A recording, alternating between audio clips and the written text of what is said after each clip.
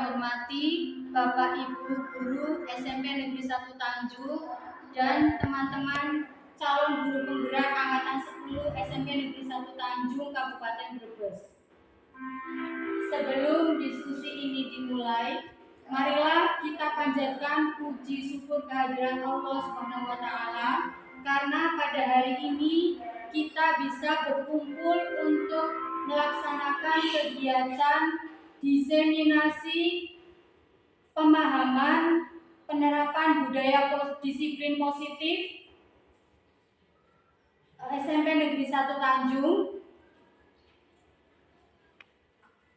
yang akan dilaksanakan oleh calon guru penggerak Angkatan 10 sebagai tugas modul 1.4 aksinya. Adapun susunan acara untuk kegiatan hari ini, yang pertama yaitu pembukaan, yang kedua menyanyikan lagu Indonesia Raya, acara yang ketiga yaitu sambutan dari Kepala SMP Negeri 1 Tanjung, acara yang keempat yaitu kegiatan inti mengenai kegiatan tentang diseminasi aksi nyata modul 1.4 tentang penerapan budaya positif di lingkungan sekolah. Acara yang terakhir yaitu penutup. Langsung saja nih Bapak Ibu, acara dimulai.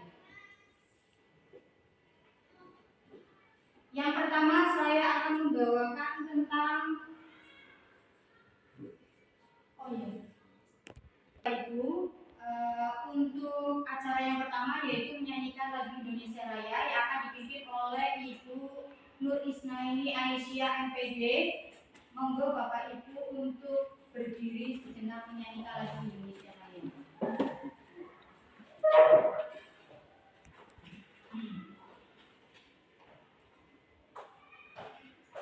Hiduplah Indonesia Raya. Indonesia tanah airku, tanah tumpah darah. Di sanalah aku berdiri, jadi pandu hidup.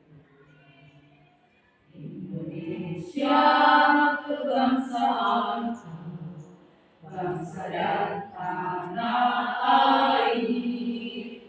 Marilah kita berseru, Indonesia bersatu. Hiduplah tanahku, hiduplah negeriku, bangsaku, rakyatku semuanya. Bangga jiwanya, bangga badannya untuk Indonesia Raya. Indonesia Raya, merdeka, merdeka, tanahku, negeriku yang ku cinta. Indonesia Raya, merdeka, merdeka, hiduplah Indonesia Raya. Indonesia Raya, merdeka, merdeka, tanahku, negeriku yang ku cinta. Indonesia Raya, merdeka, merdeka, hiduplah Indonesia Raya.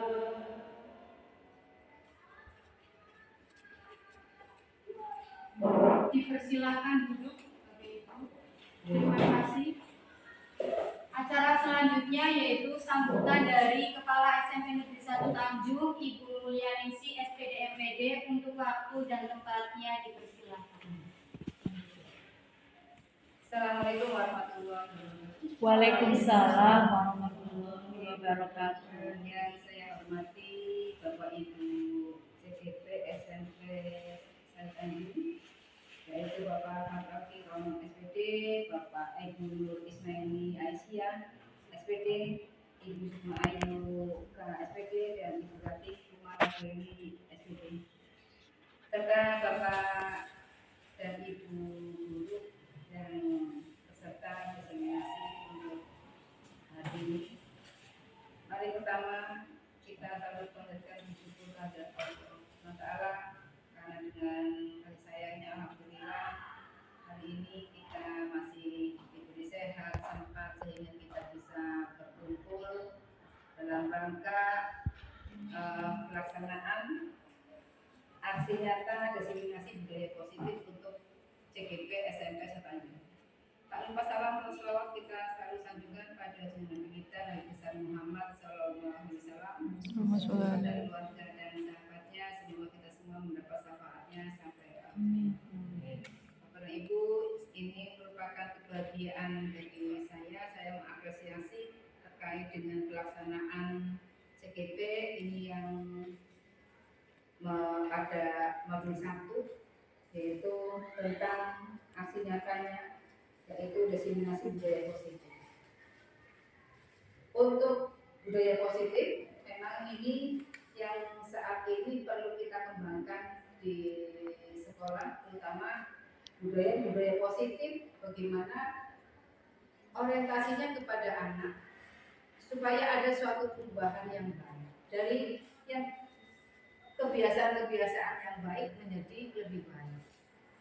Untuk budaya positif di SMP Tanjung itu contohnya budaya positif tentang kehadiran siswa, budaya positif tentang pengolahan sampah dan yang lainnya. Jadi kami mohon kepada para CGP untuk bisa mengambil budaya positif yang berorientasi pada siswa.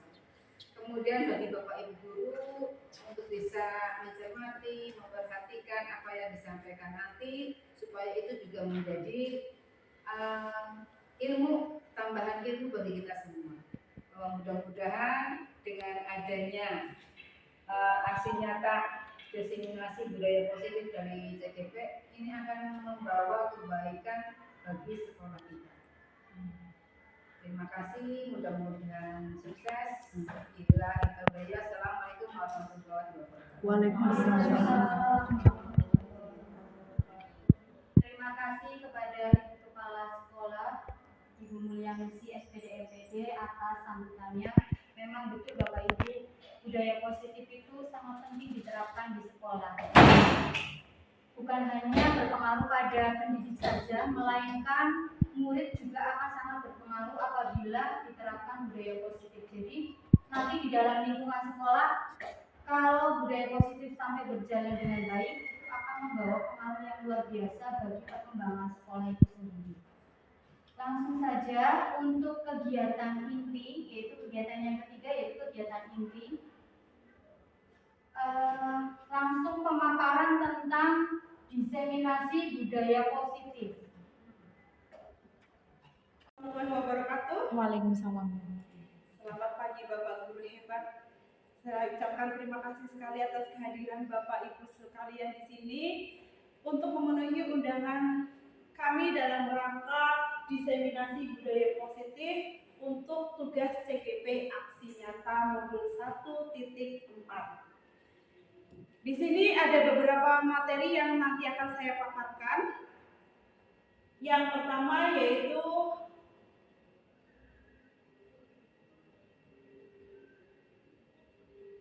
disiplin positif dan nilai kebajikan universal. Yang kedua, teori motivasi, hukuman dan penghargaan, restitusi. Yang ketiga, keyakinan kelas. Yang keempat, kebutuhan dasar manusia. Yang kelima yaitu 5 posisi kontrol. Dan yang keenam adalah segitiga restitusi. Kita masuk pada materi yang pertama, yaitu disiplin positif dan nilai-nilai kebajikan.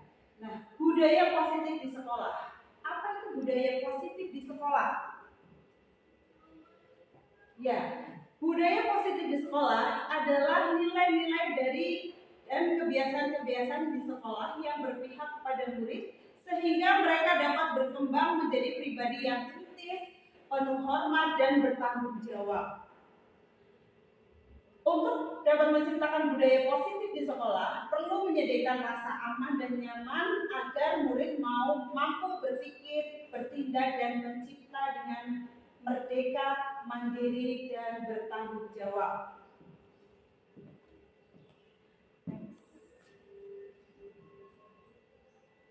Nah, budaya positif itu yang seperti apa contohnya?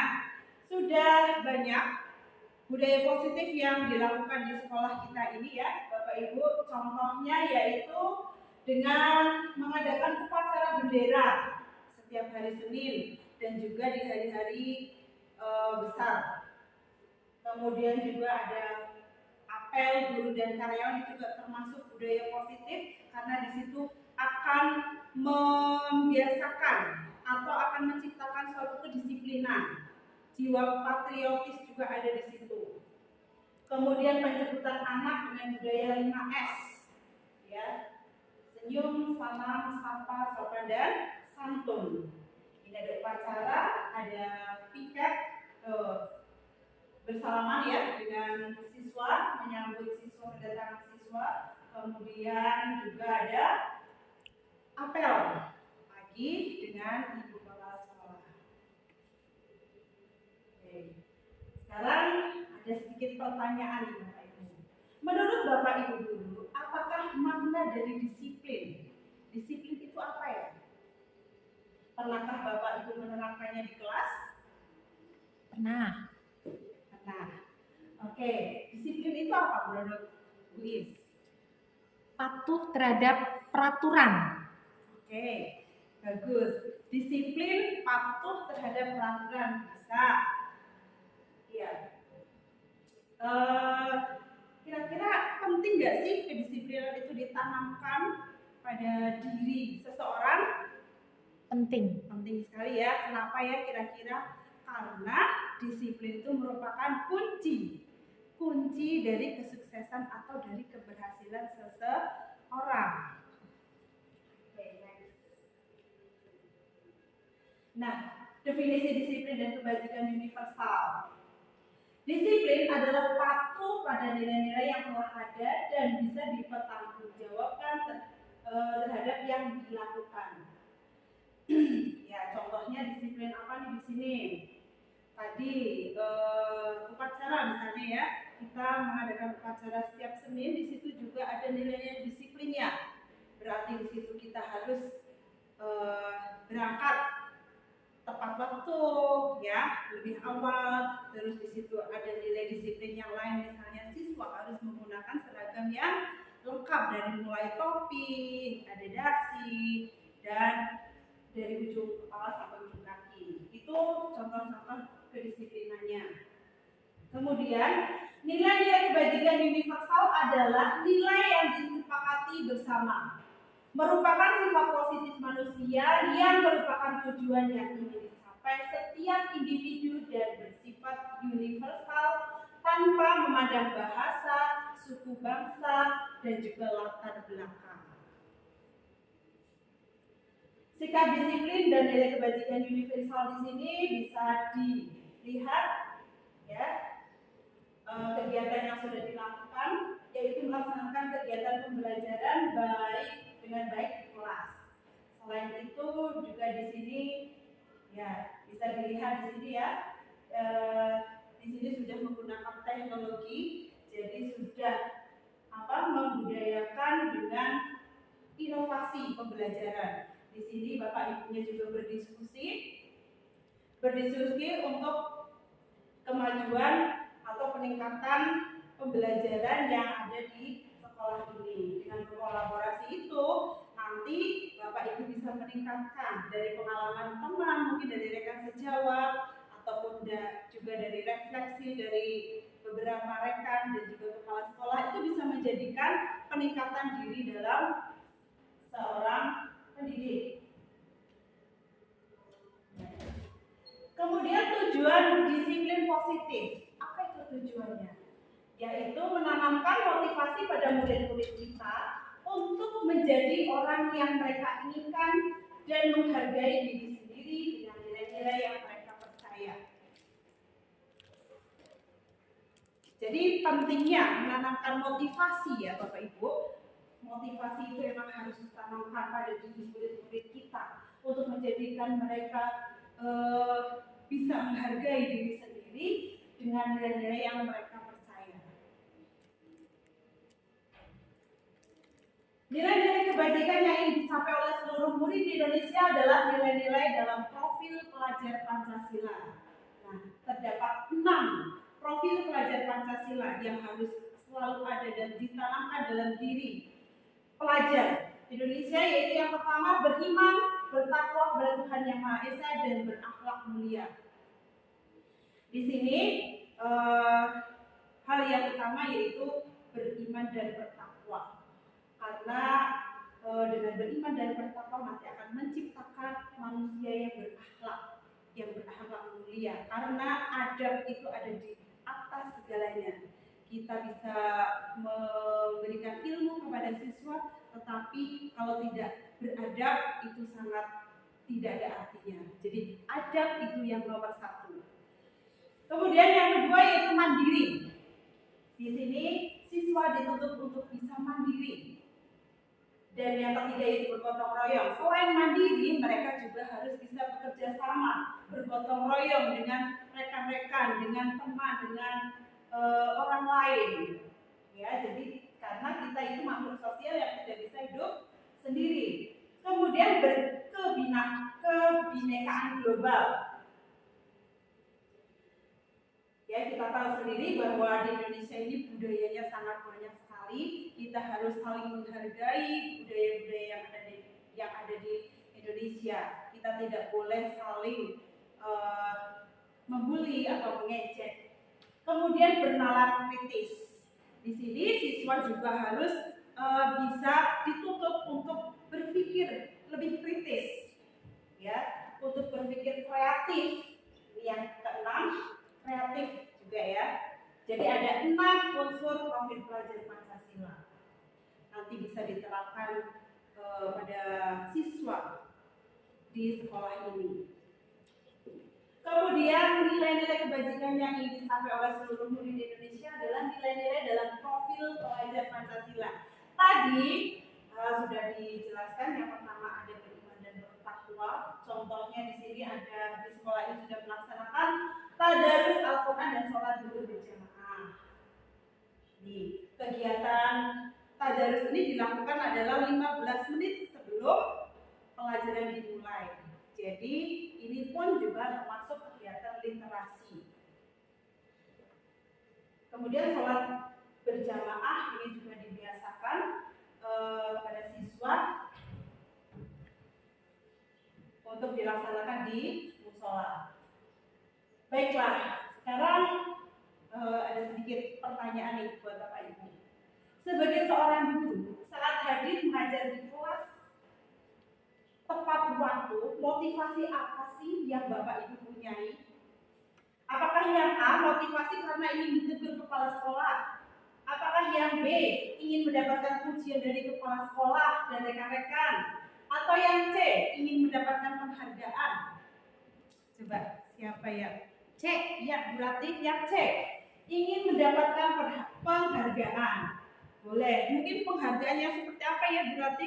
Penghargaan yang bersifat positif, karena kita bisa mencontohkan kepada siswa bahwa kita bisa menerapkan disiplin positif. Bagus, tepat sekali. Berarti penghargaan itu tidak harus berupa piala atau tidak harus berupa barang seperti itu ya berarti ya. Oke, mungkin ada jawaban yang lain. Saya A, Bu. Motivasi karena tidak ingin ditegur kepala sekolah. Oke, motivasi karena tidak ingin ditegur kepala sekolah. Berarti ini motivasinya dari luar mungkin ya? Iya, eksternal. Eksternal. Oke. Ya, memang pendapat orang kan berbeda-beda ya. Oke, next. Kita lihat berikutnya. Nah, teori motivasi, hukuman, dan penghargaan restitusi. Ada 3 motivasi perilaku manusia menurut David Gosen. Yang pertama yaitu motivasi eksternal. Yang kedua masih motivasi eksternal. eksternal, yang ketiga motivasi internal. Motivasi eksternal yang pertama yaitu untuk menghindari ketidaknyamanan atau hukuman.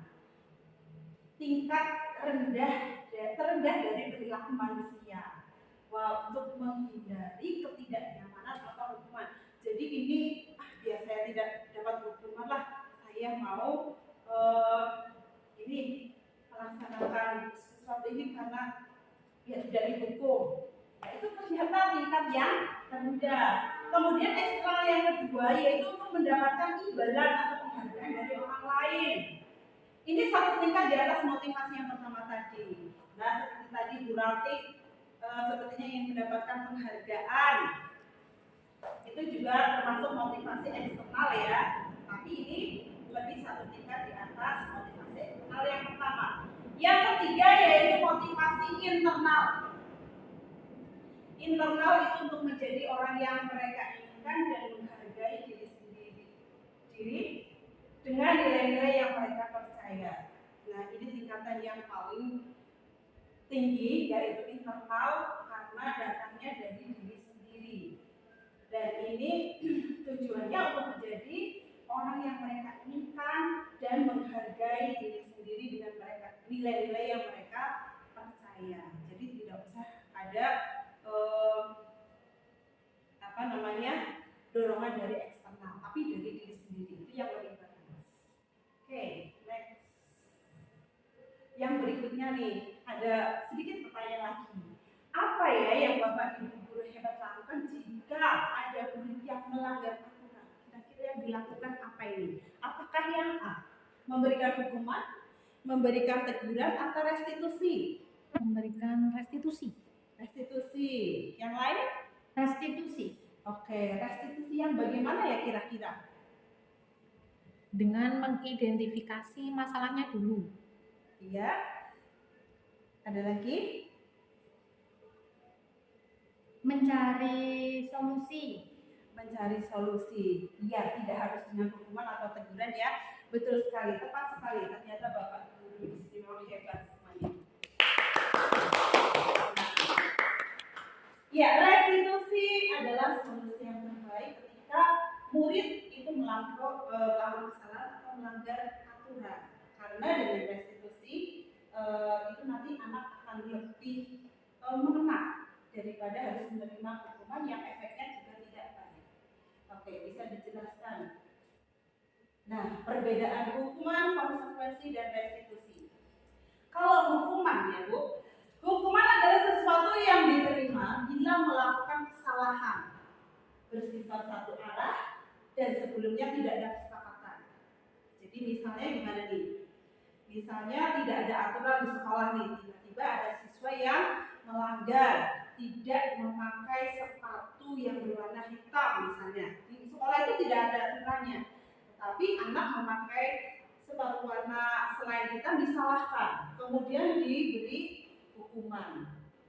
Nah, itu namanya misalnya anak disuruh lari misalnya ya, keliling sekolahan atau keliling lapangan, itu namanya hukuman. Kalau yang kedua konsekuensi adalah tindakan yang dilakukan akibat perbuatannya didasari oleh kesepakatan bersama dibuat tidak nyaman untuk sementara. Jadi kalau konsekuensi itu tindakannya sudah didasari kesepakatan, sudah ada kesepakatannya nih. Tapi hal itu akan membuat tidak nyaman, untuk sementara tidak nyaman. Kemudian yang terakhir yaitu restitusi adalah tindakan yang dilakukan untuk mencari solusi atau jalan keluar atas permasalahannya yang ada, serta proses untuk seseorang berbuat lebih baik lagi. Nah, restitusi ini adalah tindakan yang paling atas ya, paling bagus untuk dilakukan seorang guru ketika anak mengalami atau berbuat kesalahan. Jadi dicari dulu masalahnya apa, kemudian dicari jalan keluarnya tanpa harus memberikan hukuman. Oke. Di sini ada kasus, saya ada kasus di sini, bisa Bapak Ibu baca di sini. Ada Iva yang kurang menguasai pelajaran matematika, kemudian pada saat pelajaran berlangsung, dia itu banyak berdiam diri dan menggambar di buku pelajarannya karena dia tidak paham matematika. Tapi pada saat guru matematikanya si Pak Seno itu menanyakan pertanyaan ke Iva menjadi gugup kan akhirnya, dan tidak sengaja menjatuhkan tasnya karena dia grogi, gugup. Kemudian karena menjatuhkan tasnya, dia menjadi gagap, ya menjadi gagap pada saat berusaha untuk menjawab, dan seluruh kelas pun menjadi tertawa dengan perilaku Iva yang gagap tadi. Tapi pada saat itu Pak Seno itu membiarkan teman-teman Iva untuk mentertawakan Iva, yang akhirnya Iva menjadi luar biasa malunya, dan justru Pak Seno-nya malah meminta Iva untuk maju. Sudah ditertawakan, disuruh maju ke depan untuk berdiri di depan kelas dan menunjuk hidungnya karena tidak bisa menjawab pertanyaan. Nah, kelas pun akhirnya menjadi gaduh. Kemudian anak-anak pun tambah tertawa melihat Iva di depan kelas memberikan hidungnya. Nah, kira-kira nih Bapak Ibu, apakah Bapak Ibu setuju dengan tindakan Pak Seno terhadap Iva tersebut? Tidak. Tidak ya, kenapa ini? Karena itu bentuk hukuman. Betul. Karena kalau hukuman itu akan membuat anak menjadi trauma, Ya. menjadi pendendam di kemudian hari. Iya, betul sekali. Yang Iva tidak bisa, malahan disuruh berdiri, ditertawakan, itu kan akhirnya jadi membuat anak rendah diri ya. Nah, menurut Anda tindakan Pak Seno dan Iva tadi adalah hukuman atau konsekuensi ya? Hukuman. Ya. Oke. Nah, ini ada 5 kasus lagi nih. Ini kira-kira masuknya konsekuensi atau hukuman. Yang pertama, anak disuruh mencatat 100 kali di dalam buku dengan kalimat saya tidak akan terlambat lagi. Itu hukuman atau konsekuensi? Hukuman. Hukuman. Berarti kalau hukuman tadi sebelumnya sudah ada aturan belum ya? Sudah ada kesepakatan belum ya? Belum. Belum. Oke. Lari mengelilingi lapangan basket karena terlambat ke sekolah. Hukuman atau konsekuensi? Hukuman. Hukuman. Nah, mungkin tidak ada aturannya ya, tidak ada kesepakatannya. Nah, kemudian yang ketiga, murid diminta push up karena tidak memakai masker. Hukuman. Betul sekali. Kemudian mengganti kertas milik teman yang sudah dicoret-coret. Konsekuensi. Oke, lari mengelilingi lapangan karena telat mengikuti pelajaran PJOK. Konsekuensi. Karena biasanya kalau di pelajaran PJOK sudah ada kesepakatan kelas sendiri ya. Di situ sudah tidak boleh terlambat, tapi ketika terlambat berarti itu konsekuensi. Oke. Nah, berikut tadi pemaparan tentang perbedaan hukuman. Nah, sekarang materi yang selanjutnya. Sebelumnya nih ada pematik dulu ya Bapak Ibu. Ada studi kasus nih. Bula ini sedang bingung menghadapi Dimas. Hari ini ada anak yang datang dan mengadu tentang Dimas yang meminta bekal makanan pada teman-temannya dengan memaksa. Jika Anda mengalami situasi seperti ini, apa yang akan Anda lakukan? Menurut Anda, apa alasan Dimas melakukan hal itu? Terkait dengan kebutuhan dasar murid yang bernama Dimas. Monggo silakan, barangkali ada yang bisa berpendapat.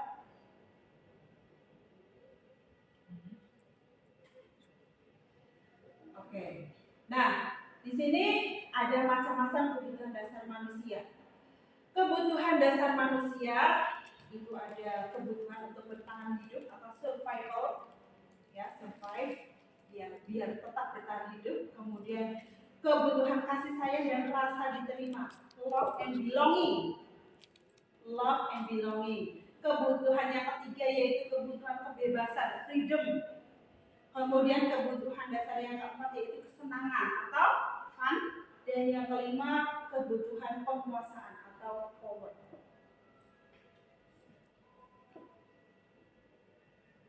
Jawaban dalam konteks penerapan disiplin positif, kita tidak boleh menghukum. Jadi intinya kita itu tidak boleh menghukum pada anak-anak. Nah, mencari tahu mengapa Dimas melakukan hal itu. Yaitu di situ saya lapar karena orang tua saya tidak membawakan makanan. Berarti di sini kebutuhannya adalah untuk bertahan hidup karena Dimas ternyata tidak dibawakan makanan sama orang tuanya, jadi dia minta. Kemudian yang kedua, karena dia senang menjadi pusat perhatian teman-temannya juga bisa. Ya, berarti dia kebutuhannya cinta dan kasih sayang, love and belonging tadi ya. Kemudian yang ketiga, dia merasa hebat, temannya jadi takut. Nah, kebutuhannya karena penguasaan. Kemudian yang keempat, dia iseng menikmati ekspresi wajah temannya yang kesal karena diambil makanannya. Itu berarti kebutuhan kesenangan.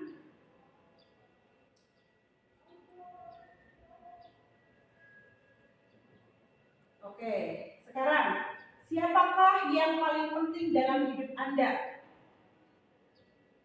Keluarga. Keluarga, bagus. Nilai-nilai kebajikan apa yang terpenting dalam hidup Anda? Kejujuran. Kejujuran, bagus. Kalau Anda menjadi orang yang ideal, karakter atau sifat apa yang paling Anda inginkan dari yang ada pada diri Anda? Sifat apa ini yang ingin dimiliki? Yang ada pada diri? Keikhlasan. Ikhlas, boleh. Yang lain mungkin? Kesabaran. Jujur, bagus. Yang jujur. Apa sih pencapaian Anda yang Anda sangat banggakan? Selama ini sudah mencapai apa yang sudah Anda capai? Apakah sudah menjadi pegawai? Apakah sudah menjadi apa-apa mungkin yang luar biasa buat Anda? Yang bisa dibanggakan? Pencapaian yang bisa saya banggakan itu saya sudah menjadi pegawai. Yang kedua sudah menjadi atau sedang berproses menjadi guru penggerak. Good, bagus. Iya, karena itu suatu prestasi yang membanggakan juga ya, yang tidak bisa dimiliki oleh semua orang. Ceritakan bagian perjalanan hidup Anda di mana Anda merasa itulah titik puncak hidup Anda. Nah, kenapa kok tadi itu menjadi titik puncak? Mungkin sebagai guru penggerak itu menjadi suatu titik puncak untuk saat ini. Mungkin bisa diceritakan. Karena untuk mencapai menjadi guru penggerak itu tidak mudah.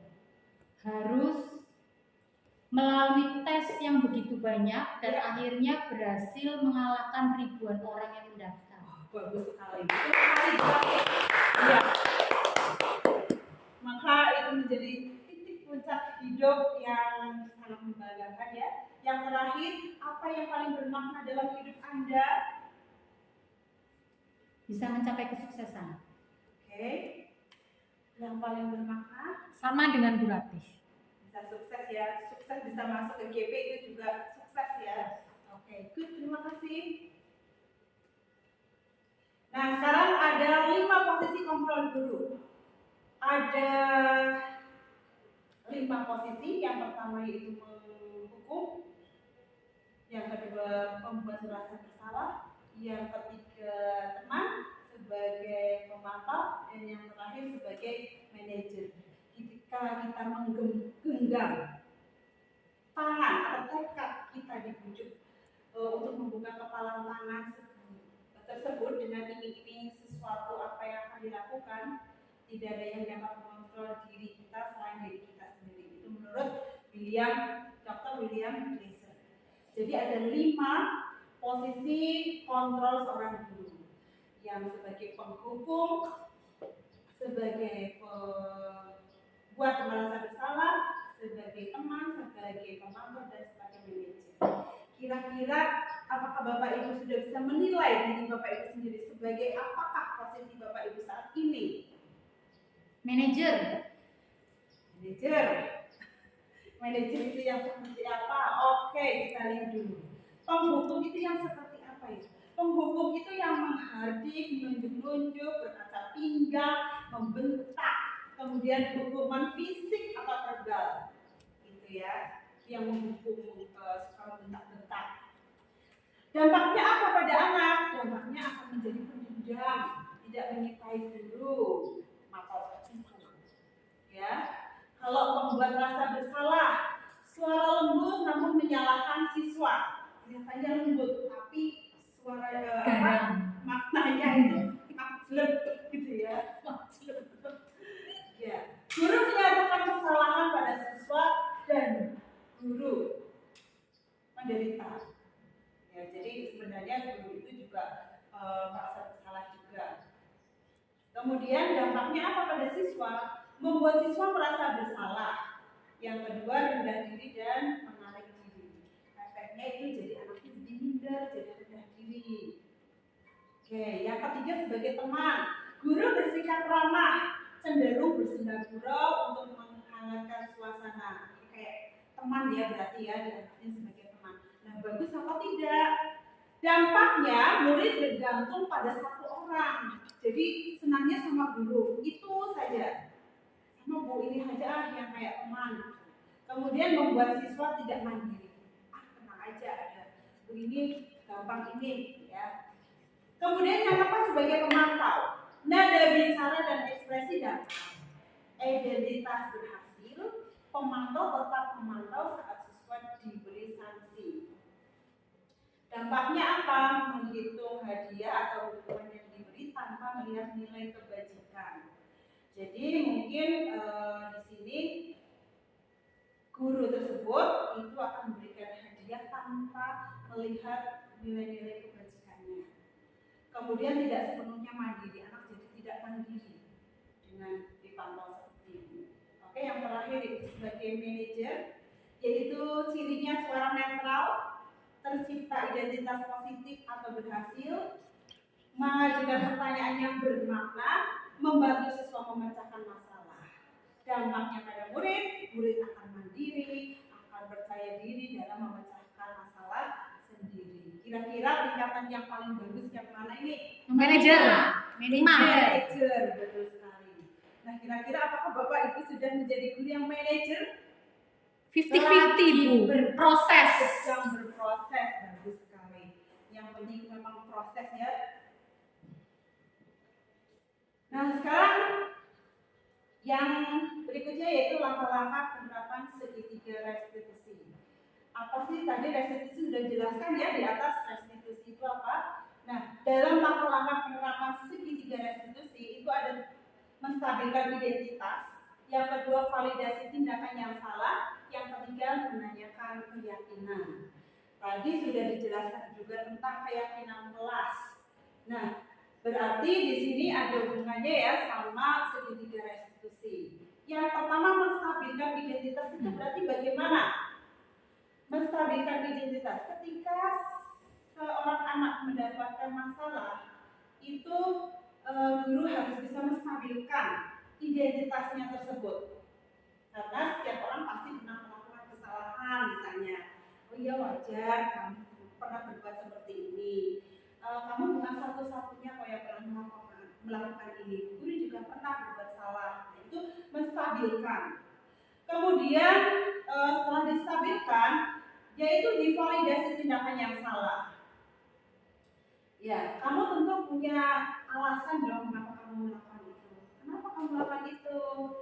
Adakah cara yang lebih efektif untuk mendapatkan apa yang kamu butuhkan? Ya, seperti itu. Nah, jadi divalidasi dulu tindakannya. Kemudian yang terakhir menstabilkan identitas, yaitu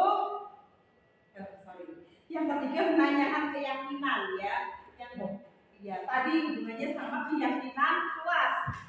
Di kelas kan tadi sudah ada keyakinan kelas masing-masing kan. Silakan dihubungkan dengan keyakinan kelas yang ada. Jadi keyakinan kelas apa yang telah kita sepakati? Di situ ada nggak keyakinan kelas yang sudah sepakati? Ada. Nah, kamu ingin menjadi orang yang seperti apa? Itu bisa. Nah, tadi keyakinan kelasnya itu sudah tepat nggak dengan yang kamu lakukan? Misalnya karena dia berbuat salah berarti sudah melanggar keyakinan. Kemudian konsekuensinya apa? Atau kamu ingin menjadi orang yang seperti apa sebenarnya? Nah, itu ditanyakan keyakinan kelasnya.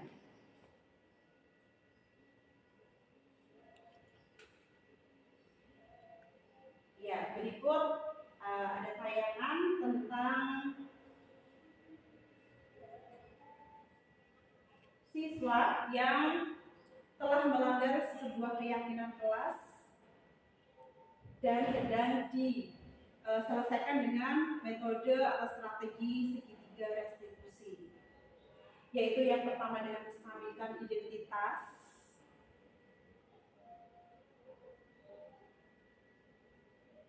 kemudian yang kedua yaitu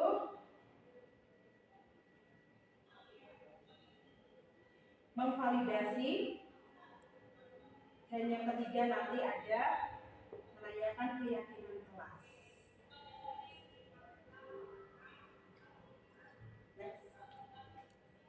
Dari hasil penyelesaian secara segitiga restitusi tadi, anak ternyata berhasil mengena kepada anak dan anak menjadi sadar akan kekeliruannya. Nah, kemudian di sini diekspresikan oleh anak tersebut setelah mendapatkan penyelesaian secara segitiga restitusi. Ya.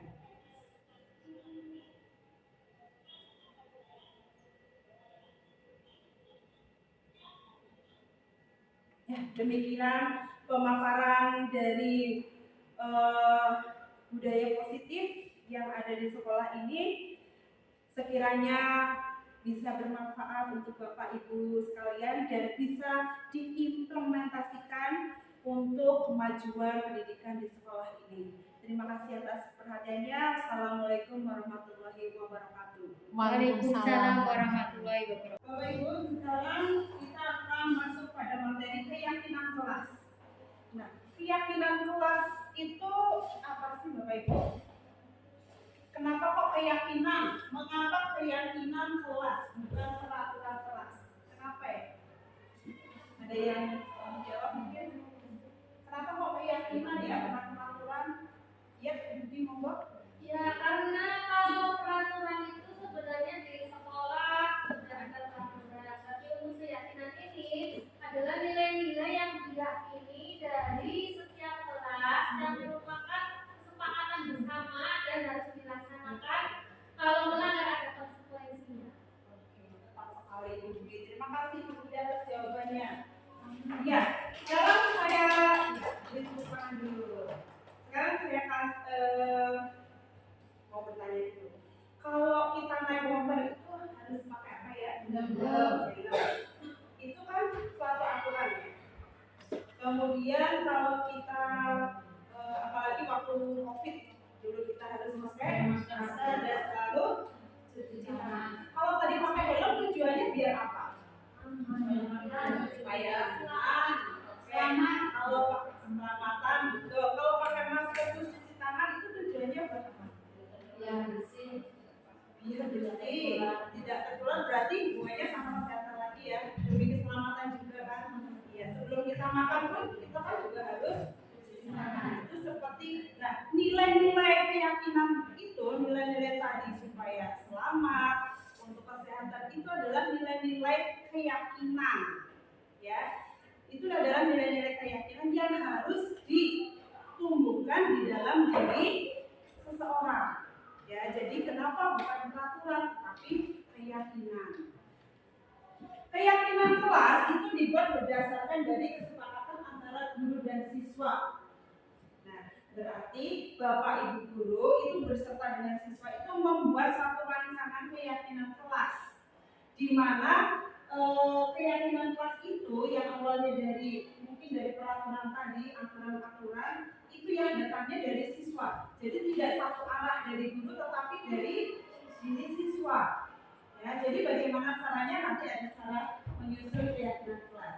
Kemudian peraturan kelas dibuat oleh guru dan biasanya bersifat satu arah. Kalau itu dibuatnya biasanya satu arah. Guru pengennya kamu harus seperti ini, kamu harus seperti ini. Tapi ketika keyakinan kelas dibuat secara bersama, maka itu akan menjadi peraturan bersama yang untuk disepakati oleh bersama juga. Seperti itu. Bisa ada gambaran tentang keyakinan? Ya, jadi keyakinan kelas dari nilai-nilai yang tadi saya contohkan, ada nilai keselamatan, ada nilai untuk keamanan, itu harus ada dalam diri seseorang. dengan keyakinan itu orang akan lebih tergerak untuk melakukan daripada hanya sebatas peraturan. Ya, kalau peraturan itu kan cuma aturan, dilanggar pun juga tidak apa-apa. Tapi kalau itu sudah menjadi suatu keyakinan, dia akan merasa tidak enak sendiri untuk melanggarnya. Seperti itu. Nah, keyakinan kelas di sini harus dimiliki oleh setiap kelas. Ya, jadi setiap kelas harus ada suatu keyakinan kelas, di mana para siswa itu harus mempunyai keyakinan kelas itu sendiri, di mana harus mematuhinya, harus menjalankannya, harus mengimplementasikannya dalam kehidupan mereka sehari-hari, terutama di dalam kelas. Bagaimana caranya? Yang pertama yaitu meminta siswa menulis apa saja yang disepakati. Nah, dalam keyakinan kelas itu, ini kan bersifat positif, ya, budaya positif. Jadi kalimatnya pun harus bersifat positif. Kalimatnya itu jangan mengandung jangan atau dilarang, itu tidak boleh. Jadi kalimatnya yang positif. Misalnya, supaya anak tidak membuang sampah sembarangan. Untuk keyakinan kelasnya, kalau bisa jangan menggunakan kata jangan membuang sampah sembarangan atau dilarang membuang sampah sembarangan. Tapi kita harus menggunakan kalimat-kalimat universal yang positif. Berarti misalnya seperti apa ya? Buanglah sampah pada tempatnya. Buanglah sampah pada tempatnya. Mungkin yang lebih halus lagi, Menjaga kebersihan kelas. menjaga kebersihan kelas. Gitu. Betul.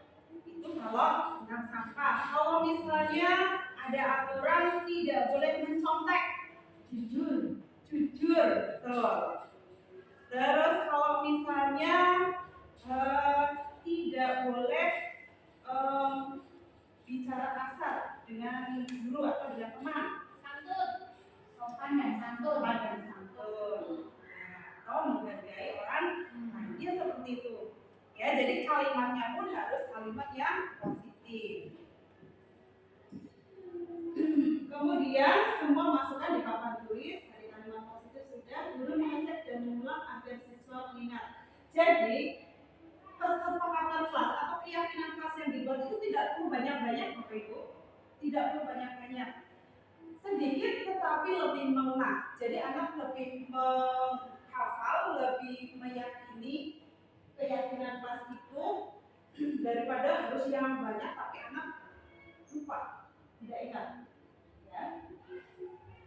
Kemudian setelah disepakati, bubuhkan semua tanda tangan siswa satu kelas. Jadi yang namanya kesepakatan berarti hal itu adalah kesepakatan bersama dengan cara menandatangani sebuah kesepakatan tersebut. Kemudian kesepakatannya bagaimana? Letakkan di tempat yang strategis yang mudah dilihat. Berarti di mana ya kira-kira kesepakatan depan? Mungkin di depan boleh. Dan satu hal lagi, Bapak Ibu guru pun harus selalu mengingatkan tentang keyakinan kelas itu. Setiap di awal pembelajaran itu juga sangat bagus. Begitu ya. Ada pertanyaan mengenai keyakinan kelas? Monggo silakan.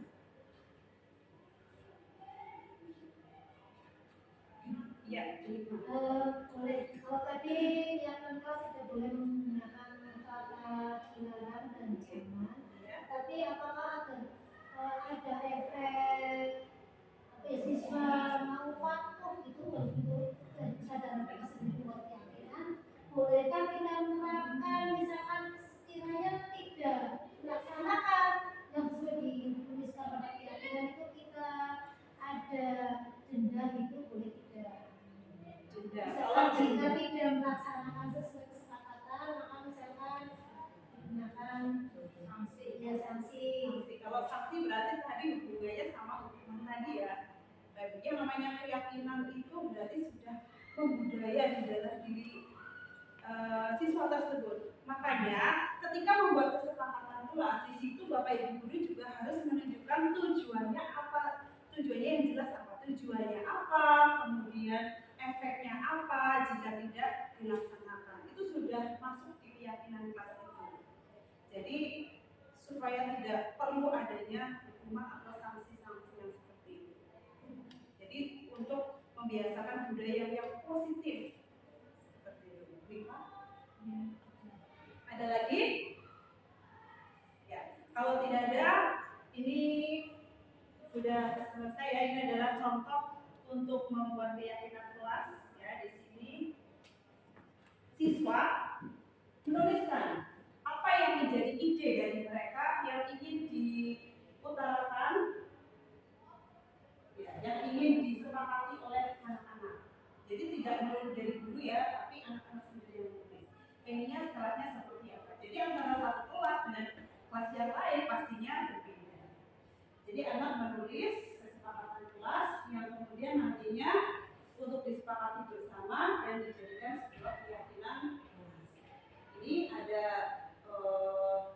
tanda tangan ya, tanda tangan satu kelas untuk membuktikan bahwa ini sudah disepakati bersama. Demikian pemaparan tentang pembuatan keyakinan kelas. Semoga dari pemaparan ini bisa bermanfaat untuk Bapak Ibu semua dan bisa diimplementasikan di kelas Bapak Ibu masing-masing.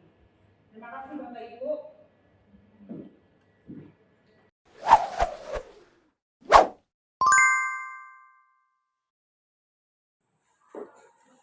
Assalamualaikum warahmatullahi wabarakatuh. Waalaikumsalam warahmatullahi wabarakatuh.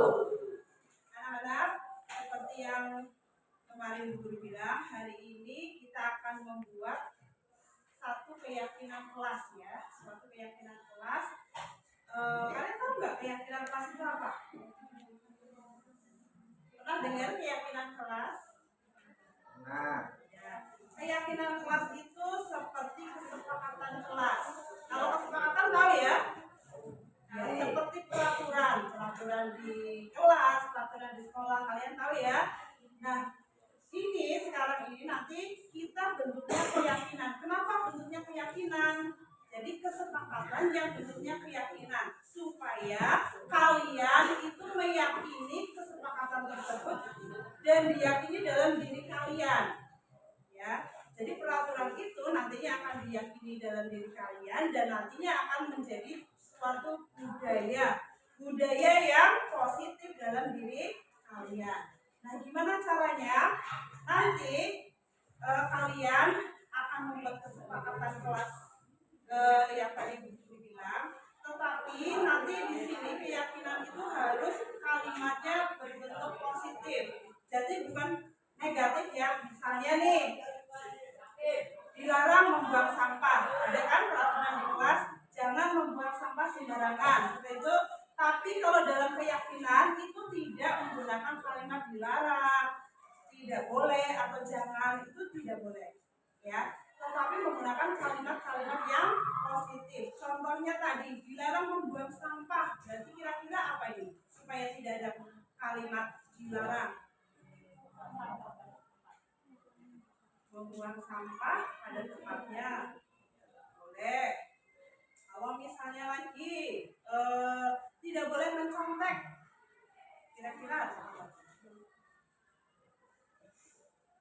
Biar nggak ada kata-kata dilarang mencontek, jangan mencontek. Gimana tuh? Berarti harus jujur. Berarti kamu kalimatnya jujur. Ya, membuang sampah pada tempatnya. Atau jagalah kebersihan, itu lebih positif lagi. Jagalah kebersihan yang jujur ya, seperti itu. Paham ya? Nanti kalian akan berdiskusi ini sticky note. Silakan masing-masing anak membuat apa kesepakatan yang diinginkan kalian. Keyakinan apa yang ingin diciptakan oleh kalian di kelas ini. Ya, jangan sama berarti. Paham ya? Oke, ya silakan ditulis. Nanti kalau sudah tempel di tempat yang sudah boleh disediakan.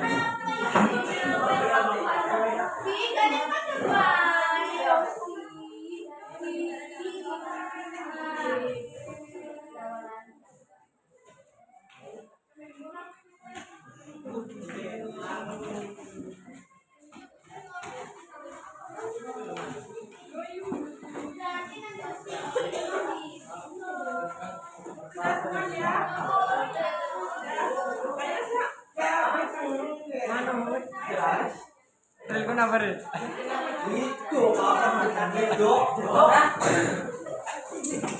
Anjir bisa sekali ya.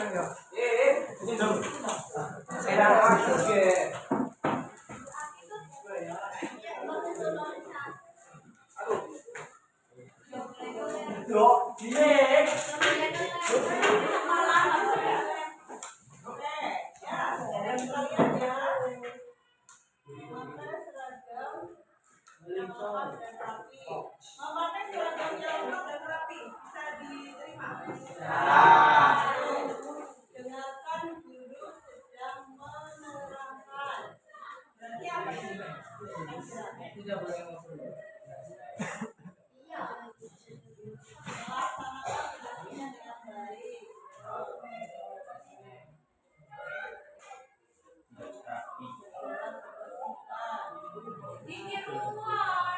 Melaksanakan tugas dengan baik, melaksanakan tugas ini. Tugas dari guru ya.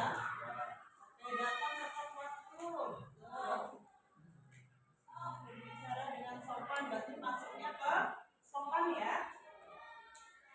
Berbicara dengan sopan, berarti berbicara dengan sopan dengan guru itu gimana? Memakai bahasa sopan harus disatu tadi sama ya dengan kita. Mengerjakan tugas dari guru, berarti melaksanakan tugas dengan baik ya. Wajib menggunakan sepatu hitam. Menjaga kebersihan kelas kan juga ada ya. Melaksanakan tugas. Dilarang makan kan nggak boleh ya, ada kata dilarang. Kira-kira apa ini? Apa di dalam dulu?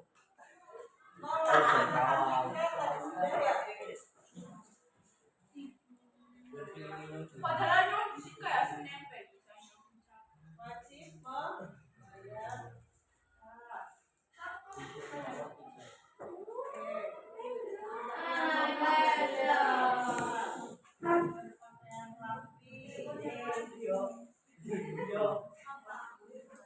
Itu orang lagi duduk. cahaya nanti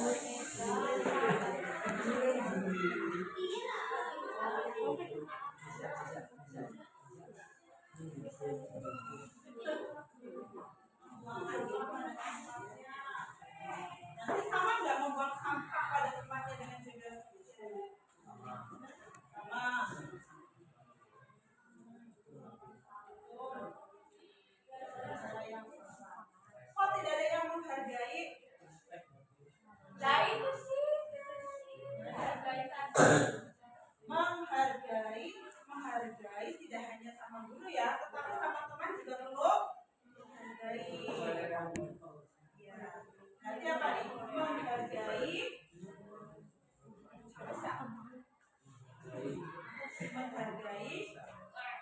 orang lain.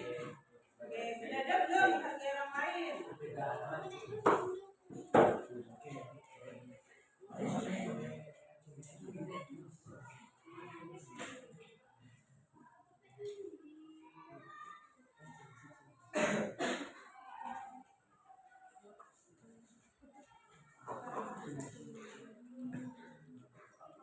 Mendengarkan guru yang sedang menerangkan itu juga contoh dari menghargai dan menghormati bapak ibu guru. Oke, dari kesepakatan kelas ini nanti kita jadikan suatu keyakinan dalam diri ya, keyakinan dalam diri kalian yang bikin sendiri, yang buat sendiri, berarti kamu harus meyakini, harus mematuhi, harus membudayakan budaya-budaya positif ini dalam diri kalian. Kalian siap? Siap? Yes. Ya. Nah, keyakinan ini kalian laksanakan apakah hanya ada di sekolah? Tadi contohnya jagalah kebersihan. Apakah kamu menjaga kebersihannya hanya di sekolah saja? Tidak. Karena tadi sudah menjadi budaya dalam diri kalian, jadi kalian harus selalu menjaga kebersihan dimanapun kalian berada. Di rumah juga harus jaga kebersihan, di tempat umum juga harus jaga kebersihan. Begitu juga tadi menghormati, menghargai orang lain. Tidak hanya pada bapak ibu guru, tidak hanya sama teman, tapi sama orang tua, sama keluarga di rumah juga harus saling menghargai. Seperti itu. Jadi jadikan kesepakatan ini menjadi budaya dalam diri kalian. Paham ya? Paham. Oke, berarti mulai hari ini kita sudah mempunyai suatu keyakinan kelas. Oke, terima kasih.